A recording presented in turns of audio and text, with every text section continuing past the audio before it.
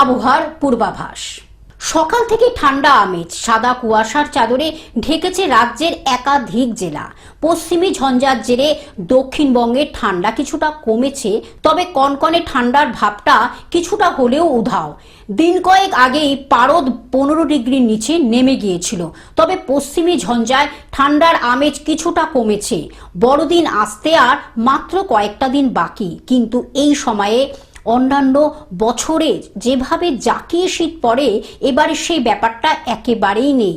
তবে ঠান্ডার আমেজ রয়েছে, বিশেষ করে রাত হলে ঠান্ডা পড়ছে।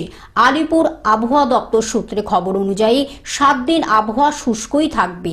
আপাতত ঘন কুয়াশা বা জাঁকিয়ে শীত পড়ার কোনো সম্ভাবনা নেই। তাপমাত্রা খুব একটা তারতম্য হবে না। সর্বনিম্ন তাপমাত্রা 1 থেকে 2 ডিগ্রি সেলসিয়াসের মধ্যে ওঠানামা করবে। সকাল সন্ধ্যা শীতের আমেজ থাকলেও বেলা বাড়ার সঙ্গে সঙ্গে তাপমাত্রা বাড়বে। Bureau report, globe news. এখন থেকে গ্লোব টিভি দেখুন আপনার স্মার্টফোনেও। গুগল প্লে স্টোর অথবা অ্যাপল স্টোর থেকে ডাউনলোড করুন গ্লোব টিভি লাইভ অ্যাপ। এছাড়া জিও টিভি অ্যাপ থেকে দেখুন গ্লোব টিভি লাইভ।